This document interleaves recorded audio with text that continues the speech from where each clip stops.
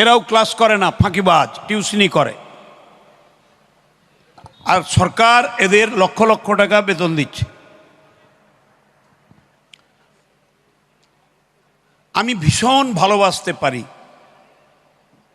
তোমাদের মাথা ব্যথা করলে মাথা টিপে দেব, ওষুধ এনে দেব, খিদে পেলে খাবার এনে দেব। এত অপদার্থ কলেজের উন্নয়নের কাণ্ডারীরা। আমি তো প্রিন্সিপালকে একবার বললাম যে আপনি এখান থেকে টিসি নিয়ে চলে যান। আমি এই যে সৈকত বাবু দাঁড়িয়ে আছেন, দেখো একে, স্যার আসুন। আমি ওর কলেজে গতকাল গিয়েছিলাম, ডেবরা। একজন মহিলা প্রিন্সিপাল। কলেজটা দেখলে মনে হবে আমি যেন একটা স্বপ্নের পুরীতে ঢুকছি। ছেলে মেয়েগুলো কি ডিসিপ্লিন। 2 ঘন্টা বাদে আমি গেছি ডেবরা কলেজে, তারা রোদ্রে দাঁড়িয়ে আছে লাইন দিয়ে আমাকে নমস্কার করার জন্য। আর এই দেখো, পঙ্গপালের মতো খেতে চলে গেছে। এত এরা অসভ্য, বেয়াদব। এর আমি অনেক অপেক্ষা করেছি ভালোবাসা নিয়ে, শ্রদ্ধা নিয়ে। এত নিম্নমানের অধ্যাপক এই কলেজে আমি জীবনে দেখিনি। আমার খারাপ লাগছে অধ্যাপকদের বিরুদ্ধে এই কথা বলতে। আর এই ছেলে মেয়েগুলার,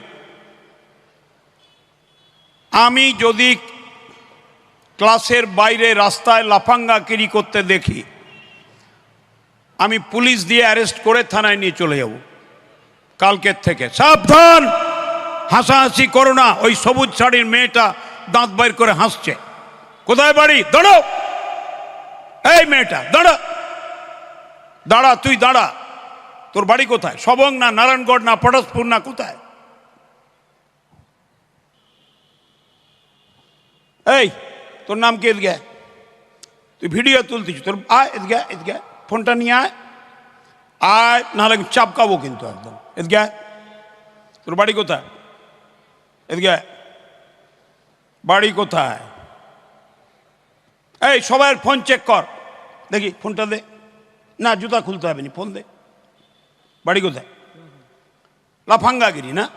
তা এটা তুলছিস কেন? স্মৃতি হিসাব আমার সঙ্গে ছবি তুল, এগুলো মুচ মুচ। নমস্কার। শুনলেন, হাততালি দেওয়া ছাড়া কিছু বলার নেই। ইনি কে আপনারা সবাই চেনেন। ইনি ডক্টর মানস ভূঁইয়া, শাসক দল তৃণমূলের বিধায়ক, মন্ত্রী, তার উপর একজন ডাক্তার। তার ব্যবহার দেখলেন এক কলেজ অনুষ্ঠানে গিয়ে। চূড়ান্ত অপমান এত উচ্চ শিক্ষিত অধ্যাপকদের। লক্ষ টাকার বেতন পাচ্ছে, তারা নাকি অপদার্থ, প্রাইভেট টিউশন করছে। ওখানেই থামলেন না, তারপর কামান দাগলেন খোদ কলেজের প্রিন্সিপালের ওপর। বললেন টিসি নিয়ে চলে যেতে বলেছি। আচ্ছা, এত উচ্চশিক্ষিত ব্যক্তিদের একজন এরমভাবে অপমান করতে পারে? সে একজন মন্ত্রী এবং শাসক দলের ক্ষমতাসীন ব্যক্তি বলে, আর এদের কোনো ক্ষমতা, প্রভাব, প্রশাসনিক ক্ষমতা নেই, সেই জন্যে এতই সোজা? এত উচ্চশিক্ষিত একজন প্রফেসর হতে গেলে কত খাটতে হয়, মাথার ঘাম পায়ে ফেলতে হয়। কজন পারেন প্রফেসর হতে? আর উনি এমনভাবে অপমান করলেন যেন রকবাজ ছেলেদের শাসন করছেন, পাড়ার রকেট ছেলেদের। তারপরে আবার ছাত্রদের ওপর শুরু, কাউকে ছাড়বেন না, প্রিন্সিপাল থেকে প্রফেসর, তারপরে ওই ইয়াং ছাত্রছাত্রীদের অসভ্য অভব্য গালাগালি। আমার তো সন্দেহ হয় উনি সেন্সে ছিলেন তো। যেরমভাবে কথাবার্তা বলছিলেন, হঠাৎ গলার স্বর চালাচ্ছিলেন। ব্যাপারটা কি, উনি আগের দিন কোনো এক কলেজে গেছিলেন, ওখানে নাকি ওনার জন্যে রোদের মধ্যে 2 ঘন্টা দাঁড়িয়েছিল সবাই, কারণ উনি দেরি করেছিলেন। এটা গর্ব করে বলার কথা। কেউ কেন 2 ঘন্টা দাঁড়াবে কারোর জন্যে?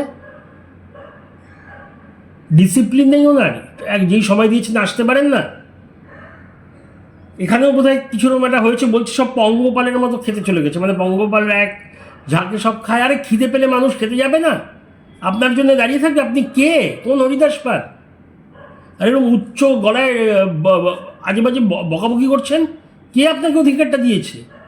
আপনি এদের পড়ান, পয়সা দেন, আপনি এদের অভিভাবক, আপনি হবেন মন্ত্রী আপনার পার্টির। আপনার আপনার কোনো অধিকার নেই, পারমিশন নেই। এই তৃণমূলের মন্ত্রী নেতারা নিজেদের কি মানে রাজা রানী ভাবে সবার ওপর ছড়ি ঘোরাবে? এমনি সাধারণ মানুষের ওপর তো করছেই, এখন স্কুলের উচ্চশিক্ষিত প্রফেসরদের সাথেও। তারপরে দেখলেন তো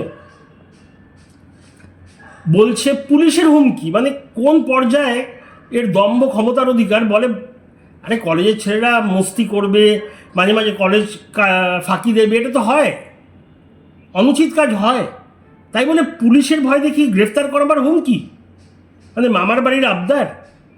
আপনারা বলুন, এগুলো মেনে নেওয়া যায়? এদের কোথায় গিয়ে পৌঁছেছে দম্ভ ক্ষমতার! তারপরে অবিশ্বাস্য, একজন ছাত্রীকে, মহিলা, আঙুল উঁচিয়ে তুই তুই দাঁড়া দাঁড়া, মানে কেন দাঁড়াতে হবে? আপনি হাইকোর্টের জাজ বা কোথাকার জাজ? না আপনি ওনার প্রফেসর, না ওনার অভিভাবক যে দাঁড়িয়ে পড়তে হবে? আপনারা তো ঘন্টার পর ঘন্টা বাজে বক্তৃতা দিয়ে যান, লোক কি দাঁড়িয়ে শুনবে? তারপরে তুই বলছে, তুই করে, তারপরে কোথায় বাড়ি সেই ভয় দেখাচ্ছেন, তোর এখানে বাড়ি না ওখানে বাড়ি, মানে যে আমি পৌঁছে যেতে পারি। একজন মহিলাকে একদম প্রকাশ্য দিবালোকে এরকম হুমকি টাইপের কথাবার্তা। তারপরে কেউ একজন ভিডিও করছিল, যে কেউ করবে এরকম অসভ্যতা, আমি দেখলে সবাই ভিডিও করবে, আজকাল কে করে না? তাকে ডেকে থাপ্পড় চড় চাপকাবো এসব বলে ডেকে আনলে, ভাবুন, ওরমভাবে হুমকি দিয়ে, এগুলো পুরো বেআইনি। ডেকে ভিডিও ডিলিট করালো। আরে আপনি যদি কোনো ভুল কাজ না করে থাকেন, ভিডিওটা কেন ডিলিট করালো বলুন? নিশ্চয়ই আপনি গিল্টি ফিলিং হচ্ছে, অপরাধ বোধ হচ্ছে, নয়তো তো আপনি ভিডিও ডিলিট করাতেন না। এই ভিডিও ডিলিশন ডেকে হুমকি দিয়ে তো বোঝা যাচ্ছে ওনার আসল রাগ, মানে এরা ওনার জন্য অপেক্ষা করেননি, খেতে গেছে, মানে ওনার হলো যে ওখানে উনি যাবেন সবাই জি হুজুর, জো হুজুর, ইয়েস স্যার এরকম করবেন। আরে আপনি একজন ডাক্তার, কিরম ডাক্তার আপনি? নিজের মর্যাদা রাখুন।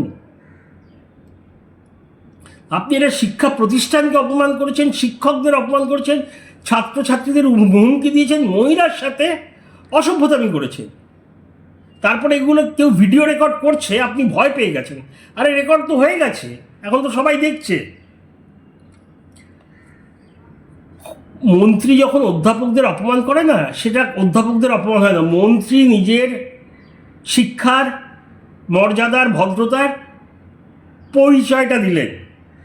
তার আত্মসংযমের অভাব আপনার। কেউ একটু হাসছে, কেউ ভিডিও রেকর্ড করছে, আপনার রাগ হয়ে গেল। একজন মহিলাকে থুইতকারী, আর ইউ সিরিয়াস? এই যে ওনার এই অভব্য, অশালীন এবং উচ্ছৃঙ্খল আচরণ,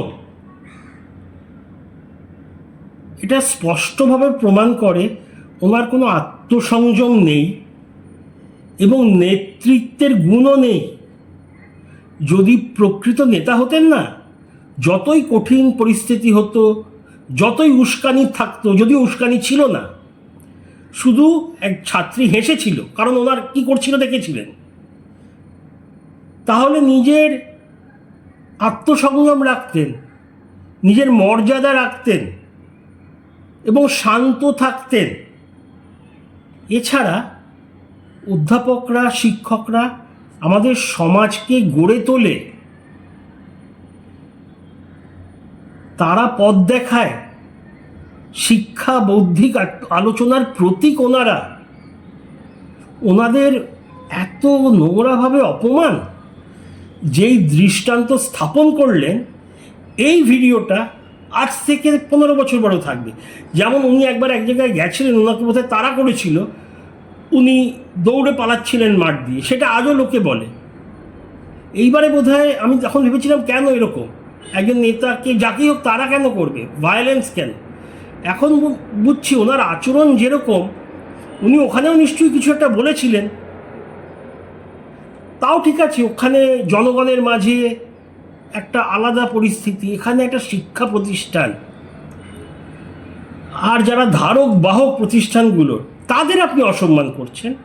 আর ছাত্রদের, পুরো দুনিয়াতে না ছাত্রদের সাথে এরভাবে কেউ কথা বলে না সভ্য সমাজে। লোকে মানে এত নিন্দা করবে না দুনিয়ার লোক, আর আপনি মন্ত্রী, তার উপর ডাক্তার। ছি ছি, কি বলবো, মানে তৃণমূলের কাছে এখন সব কিছুই প্রত্যাশা করা যায়। আবার কিছু বলার নেই, দেখে রাগ হচ্ছে। জানাবেন আপনাদের মতামত। অনেক অনেক ধন্যবাদ। আমি আশিস সেনগুপ্ত, টাটা।